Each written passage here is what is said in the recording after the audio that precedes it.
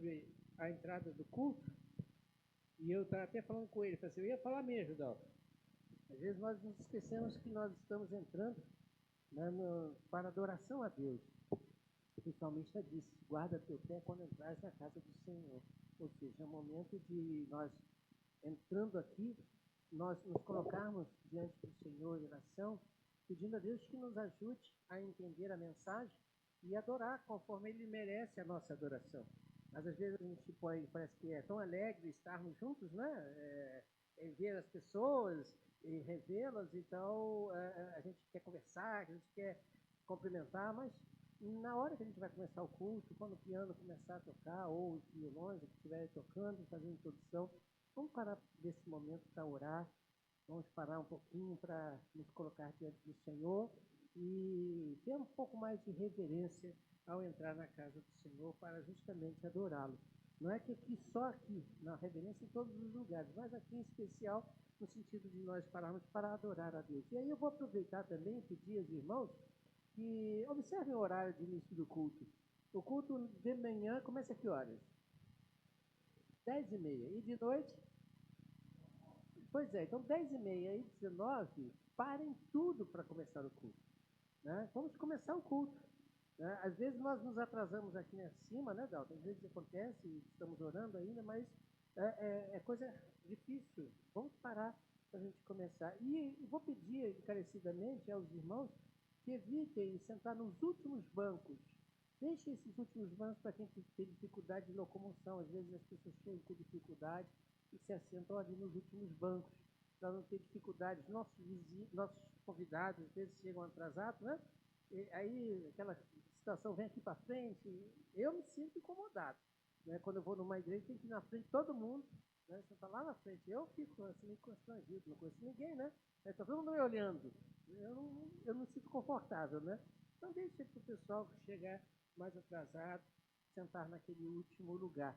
E também evitem fazer a barreira da igreja. Paredão da igreja. Já viu essa expressão? Paredão da igreja? Sabe o que é paredão da igreja? Barreira da igreja? É aquela equipe que fica todo mundo colado ali no porta de vidro.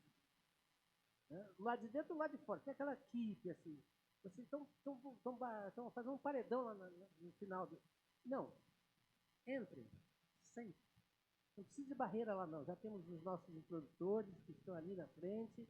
Tem o pessoal do berçário que fica ali no cantinho. Né? E deixe o espaço livre para que as pessoas entrem. Né? Ou tenham que sair. Evitem essas barreiras lá na frente. Né? Fica aquele paredão. Às vezes eu estou pegando aqui, está cheio de lugar vazio. Está cheio de gente lá em pé. Não sei porquê. Não entendo esse negócio. Né? Vamos evitar esse paredão ali na frente. Vamos entrar e sentar aqui para adorar a Deus. Não deixe de orar pelos nossos irmãos enfermos. Meus irmãos estão orando, vai ter o recesso, né, irmã? Vai ter o recesso aqui, mas recesso do dia, não é recesso da oração. Né? A gente continua orando, não é isso? A gente continua orando em nossas casas, e continuamos a orar na nossa igreja mesmo, mas não parem de orar pelos nossos irmãos enfermos. Essa semana estive eu e o Dalton na casa da irmã Jacirema. Né, Dalton? A gente foi lá, oramos, cantamos, e ela riu, né? Ela está realmente passando um momento muito difícil, mas devemos orar pelos nossos irmãos que estão enfermos, precisando das nossas orações. Né? Então, quem puder, faça uma visita, quem puder, vá visitar aquele que se sabe que está doente, né? E participe, se ponha à disposição. Né? A irmã, antes eu estava falando aqui, né, que teve que dar a aula na classe que o professor faltou, né? Às vezes nós sentimos falta de pessoas. Hoje, por exemplo, eu dei aula para os juniores. Olha só, dei para os juniores. Né? Por quê? Não tem professores para os juniores? Com certeza tem, né? Mas às vezes acontecem imprevistos e a gente precisa, né, de se pôr à disposição. Então, se o irmão quer trabalhar, procure as pessoas. Né? Eu gosto de trabalhar com criança, a irmã Alessandra vai tomar posse aí. Eu gosto de trabalhar com jovens, a irmã Ruth. Eu gosto de trabalhar com a terceira idade, o pastor Isaías. Eu gosto de trabalhar com... Enfim, se coloca à disposição, EBD, e vamos participar. Sem mais demoras, irmãos, como o Baldalto mesmo falou, estamos chegando no Natal. Parece que foi ontem o Natal do ano passado, né? Parece que foi ontem, realmente. Os dias estão se abreviando cada vez mais. E quando chega nessa época, nós costumamos falar muito sobre Jesus Cristo, né? O nenenzinho que nasceu. Só que nós esquecemos muito do que ele veio fazer. O que ele veio fazer? Morrer na cruz. A finalidade dele vir aqui nesse mundo foi para morrer na cruz para quê? Para nos salvar. Nós, às vezes, esquecemos desse detalhe. Aí chega no Natal, é aquele negócio bonito, aquela ceia de Natal que o pessoal precisa fazer de 24 a 25. Né? Quem quiser fazer, faça, eu não sou contra. Né? Mas o objetivo não é ceia. Né? O objetivo não é esperar da meia-noite para comer aquele chester, aquele rapanada. Se tiver bolo de chocolate, pode me chamar, não tem problema não. Eu vou com alegria, né? Não há problema nenhum. Né? Então, veja, esse negócio realmente é bonito, é gostoso, e é bom aproveitar o momento também para lembrar de Jesus Cristo. Todo ano nós devemos lembrar, mas afinal de contas, com que finalidade? Né? Qual a finalidade? Jesus Cristo. E hoje eu gostaria de pensar com os irmãos sobre o eterno Emanuel. O eterno Emanuel. Vamos abrir as nossas Bíblias em 3 textos inicialmente para nós, que vai nos servir de base para a nossa mensagem de hoje. O eterno Emanuel. Isaías 7,14, depois capítulo 8, versículo 8, depois Mateus 1 e 23. Mateus 1, 23, no final. Isaías 7,14 diz assim: por isso o Senhor mesmo dará a vocês um sinal. Eis que a virgem ficará grávida, dará à luz um filho e o chamará Emanuel. Ora 8:8. E inundarão Judá, cobrindo-o até o pescoço. Com as asas estendidas cobrirão toda a tua terra, ó Emanuel. E agora, Mateus 1, 23. A virgem ficará grávida e dará à luz a um filho, e o chamarão Emanuel, que significa Deus conosco. Em toda a Bíblia só tem esses 3 versículos em que aparece a palavra Emanuel. A palavra Emanuel, como o próprio Mateus define para a gente, significa Deus conosco.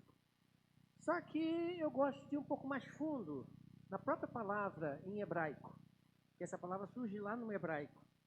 Emanuel, Deus conosco. Entenda a palavra parte por parte.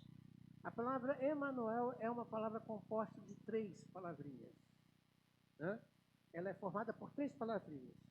E eu acho que eu já falei aqui sobre isso. Né? A primeira palavra, Emanu, né? Que quer dizer o quê? Aliás, mito não é.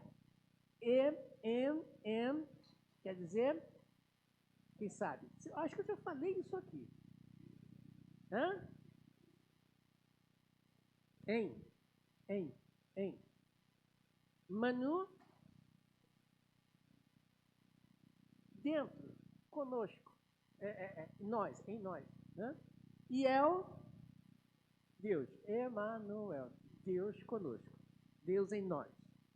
Deus em nós. Essa é a palavra que quer dizer Emanuel. Então, temos aí, dentro de nós, Deus.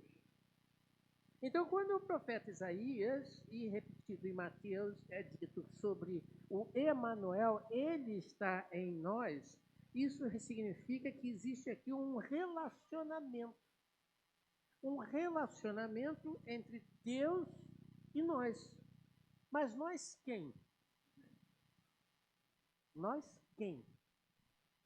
Quando os anjos cantaram, né, lembra do cântico dos anjos? Né, até o irmão Dalton citou aqui, né?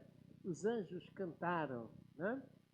Quando os anjos cantaram, e aquela glória toda, aquele negócio todo, há uma frase nesse texto, nesse cântico, que é muito interessante ser observada, que ele diz o seguinte: paz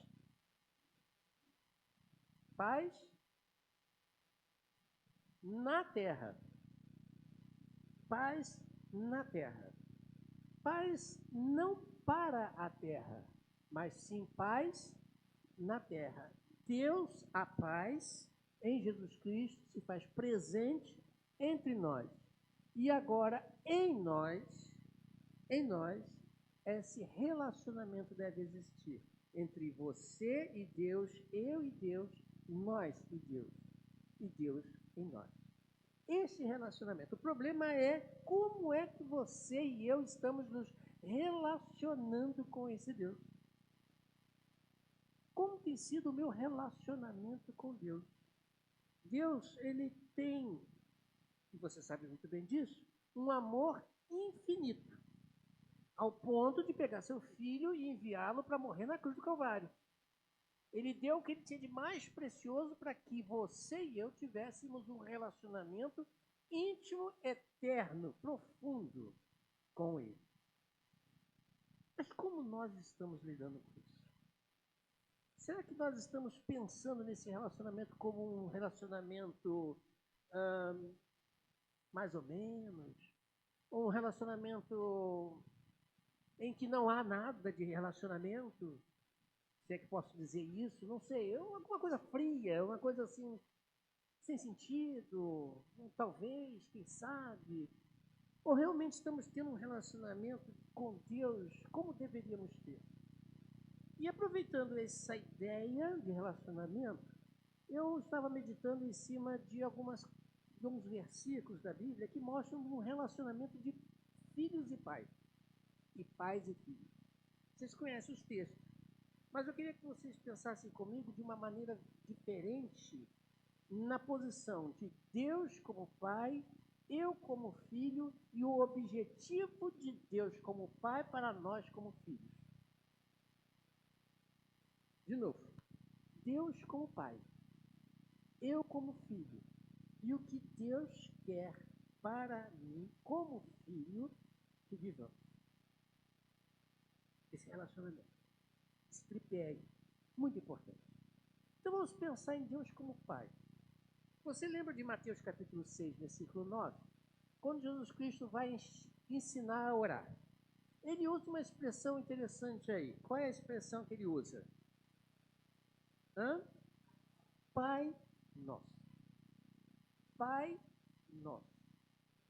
Ele, Jesus Cristo, disse para você que você precisa buscar esse Deus e permitir que esse Deus seja seu pai. Gálatas, capítulo 4, versículos 6 a 7, Paulo ele coloca algumas coisinhas interessantes aqui para nós, como: porque vocês são filhos. Deus enviou o Espírito do seu Filho ao coração de vocês. E ele clama, Abba, Pai. Como é o seu relacionamento com Deus como pai? Para entender esse relacionamento, e ele quer ser nosso pai, o Salmo 23. Você conhece esse salmo de cós salteado. Mas olha detalhes desse salmo. O salmista Davi ele começa dizendo o seguinte: o Senhor é o quê? Vamos trocar a palavra pastor por pai? Por que eu vou fazer isso e permitir permissão aos irmãos para a gente fazer essa troca aqui, rapidinho? Porque o que faz um pastor de ovelhas?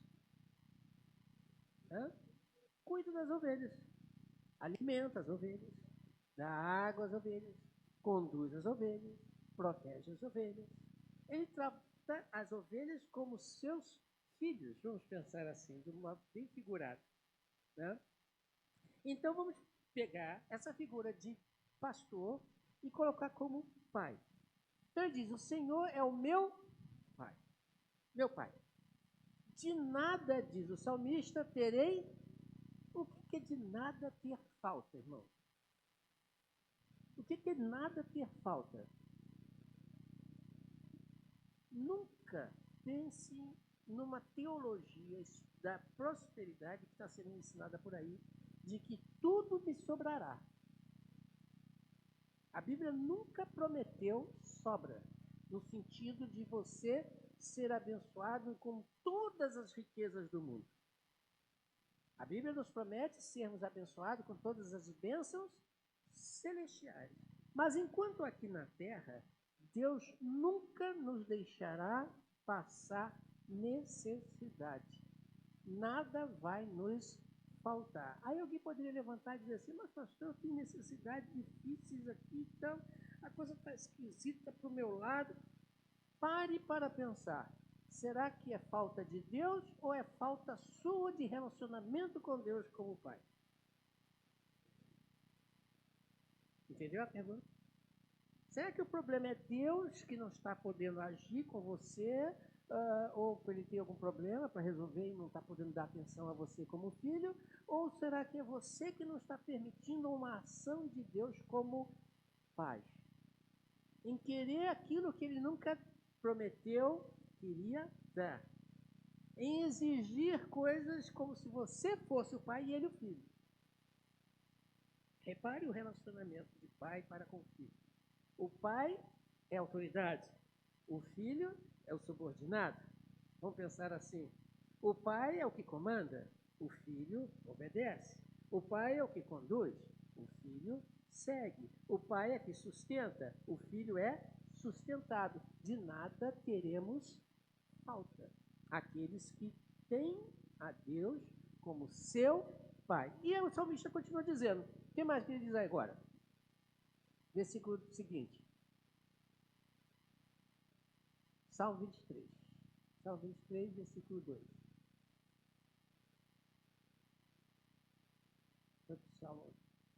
Olá, o Senhor é meu pastor, de nada terei falta. Ele diz, ele me faz o quê? Repousar. O que é repousar? A gente sabe. Eu sei que você sabe, mas às vezes você esquece. O que é repousar? É descansar. Ontem estava eu e a Adriana lendo um livro, né? Um livro muito bom, depois eu recomendo. Ela que começou a puxar o bonde, né? Eu falei assim para ela depois, eu vou falar sobre isso amanhã, interessante, né? Repousar. O que é repousar? É descansar, não é descansar? Não é descansar?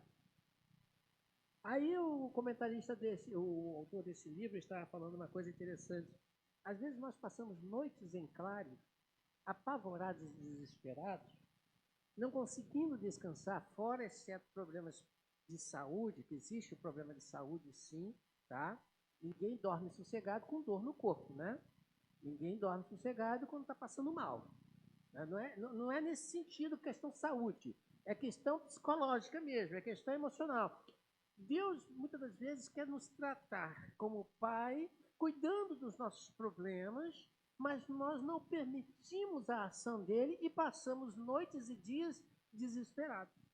Ora, se o salmista diz que ele, como pai, me faz repousar, alguma coisa está errada. Quem está errado? Deus que não conseguiu fazer com que você descanse ou você que não consegue descansar em Deus? Além de descansar, ele diz: descansar onde? Em pastos verdejantes e me conduz a águas tranquilas. Em outras palavras, o teu sustento, mais uma vez, o sustento da tua vida está tranquilo. A ovelha, eu já falei isso aqui uma vez e repito, a ovelha é um animal tão frágil que ele não sobrevive se não tiver quem cuide dele. Não vive. Né? A ovelha tem esse problema. Ele não consegue enxergar perigo, ele não consegue enxergar nenhuma dificuldade. O bichinho se assusta com qualquer coisa. Ele pode até ter um infarto, de repente, só por causa de um relâmpago. Né? Eu dizia até, inclusive, esse autor desse livro. Veja, nós somos ovelhas. Somos frágeis.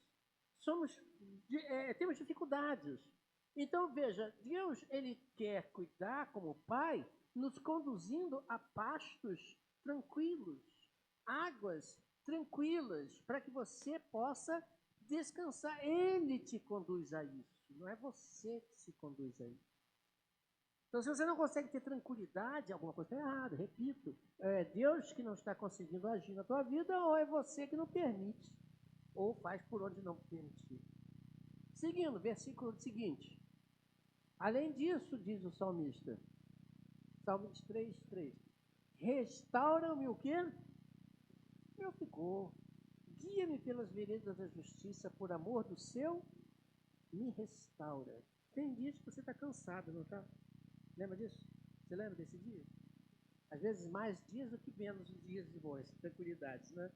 Mas veja, o teu restaurar não vem de você. Vem de Deus.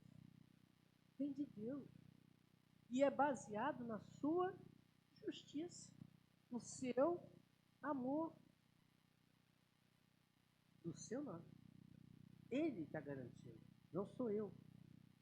Ele, como pai, quer fazer isso, quer te restaurar. Sabe aquele momento que você chega cansado, de um dia de labor, um dia dificultoso, um dia tudo parece que deu ruim naquele dia? Ele está lá com o pai, pronto para dar beijinho. Sabe aquele negócio que o pai e a mãe fazem quando a criança se machuca? Para dar beijinho e passa. Né? Ele está pronto para dar um beijinho perfeito, para restaurar, para revigorar. Né? Seguindo, versículo 4. Mesmo que eu ande pelo vale do quê? Da sombra da morte ou de densas trevas, mesmo que não temerei mal algum, perigo nenhum, porque Deus está comigo. E note os instrumentos que Deus usa quando Ele está contigo. Ele usa quais os instrumentos? Vara e cajado para fazer o quê? Consolar ou confortar. Você sabe o que é uma vara e você sabe o que é um cajado?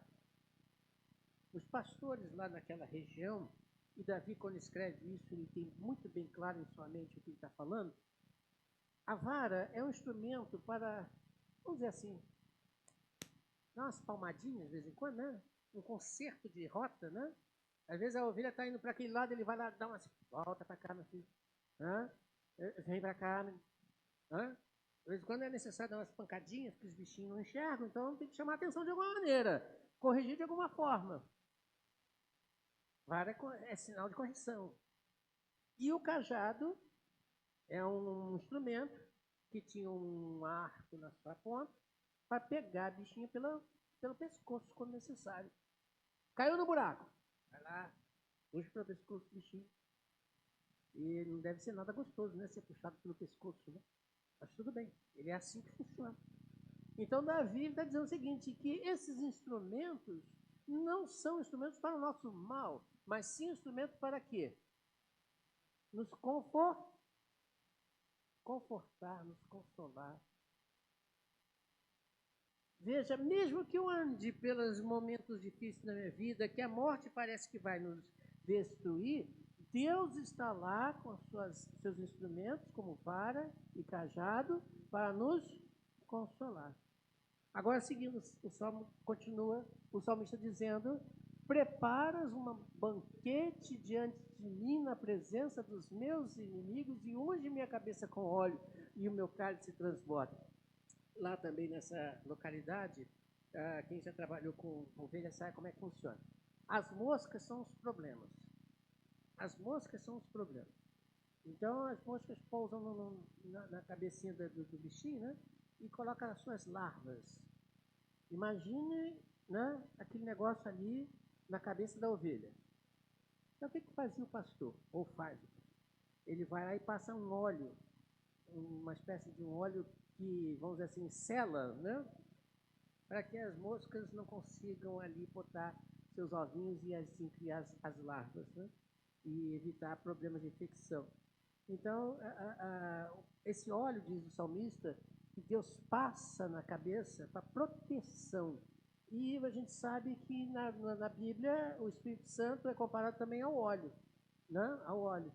Quer dizer, em você e em mim, em nós, Deus nos ungiu com o óleo do Espírito Santo para que as larvas, né, não tenham condições de nos afetar. E ele te exalta tanto, te coloca num pedestal tanto, que ele prepara diante de você, na presença de todos aqueles que são teus inimigos, um banquete. Olha só. Este é meu filho. Lembra de Jó, quando Satanás chega diante de Jesus Cristo? Você viu lá meu servo Jó? Preparou uma mesa ali na frente de Jó. Né? Colocou um banquete, vai assim, ó, ele é bom. Davi, homem segundo o coração de Deus, botou um banquete na frente de Davi, preparou um banquete, exaltou esses homens. Porque eles eram melhores do que os outros? Não, porque eles tinham o mesmo pai que eu e você também temos. O negócio é que eles deixaram ser usados e fizeram de Deus o seu pai realmente. Deixaram ele agir. Seguindo, versículo 6. Isso. E aí ele diz, provavelmente, é assim que está escrito aí? Não, certamente. Não há dúvida. Certamente. Não é uma possibilidade. É certo isso. Que a bondade, o amor me seguirão todos os dias da minha vida. E habitarei aonde? Na casa do meu pai, por longos dias ou para sempre. Na casa de meu pai. Então veja, ter Deus como pai é isso. Como tem sido o nosso relacionamento? Agora, como filhos. Como filhos. Vamos adiantar isso, senão a hora não nos permite. Como filhos. Já vemos ele querendo agir como pai. Ele quer agir assim, como pai, em nossas vidas. Permita a ação dele. Agora, como filhos, como você deve agir? Provérbios 4, 1 a 4. Provérbios 4, 1 a 4. Vou andar mais rápido, senão a gente não vai celebrar a ceia, né? Diz assim, Salomão, ouçam, meus filhos, ouçam a instrução de seu pai. Vamos botar seu aí, né? Pode ser, né? Instrução do pai. Estejam atentos e obterão o quê? Discernimento. O ensino que ofereço a vocês é bom, por isso não abandonem a minha instrução, pois eu também era um filho para o meu pai, pequeno e único diante da minha mãe. Então ele me instruía e me dizia, apegue-se às minhas palavras de todo o coração, obedeça aos meus mandamentos e viva. Nesses 4 versículos, ele usa as seguintes palavras, ouçam. Então, como filho, você deve ouvir. Já viu aquele filho que quer falar mais alto que o pai? Já viu? Tem filho que quer falar mais alto que o pai. Só que isso não é um bom relacionamento. Você sabe disso. Quem é pai sabe muito bem disso. Isso não é um bom relacionamento. O filho não pode falar mais alto que o pai. Nunca. Ah, mas ele tem 70 anos, eu tenho 90. Não interessa. Ele é pai e o outro é filho. Eu vi esses dias aí a reportagem, uma reportagem não, um lance que eu achei interessante. Uma senhora com 85 anos deu de presente para sua filha, eu acho que é assim, 85 anos, alguma coisa assim, não sei se alguém viu, foi no Instagram, deu de presente uma bengala para a filha de 65 anos, acho que era isso, né? Viu, né? Duas idosas, né? Duas idosas. Acho que era isso, 85, alguma coisa assim, né? E disse assim, esse aqui é meu último presente para você. Esse é o último presente que eu estou dando. Duas idosas. Eu queria dizer, gente, mãe e filha. Mas é mãe e a outra é filha. Não interessa a idade, é filha. E como filho, Salomão diz, ouça. Pare para ouvir. Não queira falar mais alto. Ouça o que teu pai tem para te dizer. Ele ainda diz que, além de ouvir, estejam atentos. O que é ter atenção? O que é ter atenção? Quem conduz carro ou moto sabe como é que é esse negócio, né? Atenção. O que é? Preste atenção. Abra teus olhos. Fique esperto. Porque alguma coisa está para acontecer ou tem ali à frente. Se você dirigir sem a atenção, vai acontecer o quê? Um grande acidente. Um grande problema. Atenção. Preste atenção. Porque os ensinamentos que vão ser passados são importantes, por isso não os abandonem. Salomão diz o seguinte, olha, ouça, preste atenção, analise e veja. São importantes, portanto, não abra mão deles, não os abandone, mas, ao contrário, segure com firmeza e apegue-se a ele como aquela pessoa que está caindo no mar, né? E alguém joga aquele bote salva-vidas, né? Bote salva-vidas, não, como é que é o nome daquele negócio? Hã? Boia, né? Boia, alguma coisa assim. Joga lá, a pessoa se agarra aqui, se não se agarra aqui, ele morre. É mais ou menos essa ideia. O Pai nosso está dando para a gente o Emanuel, que está entre nós, que está conosco, que quer ter um relacionamento profundo, ele espera que você agarre a ele. Agarre os seus ensinamentos. Porque assim você terá vida. Vida. Não é ele, não, porque ele já tem. E Hebreus 12, de 7 a 11, não vou ler todo não, só o versículo 7. Só o versículo 7, para a gente encurtar aqui. Né? Depois vocês leiam em casa todo esse versículo. Diz assim, versículo 10, persevere na disciplina. Deus os trata como filhos. Ora, que filho não é disciplinado pelo pai? Hebreus fecha aqui. Olha, presta atenção. Deus, ele quer o nosso bem. E ele diz o seguinte, persevere no que ele está ensinando.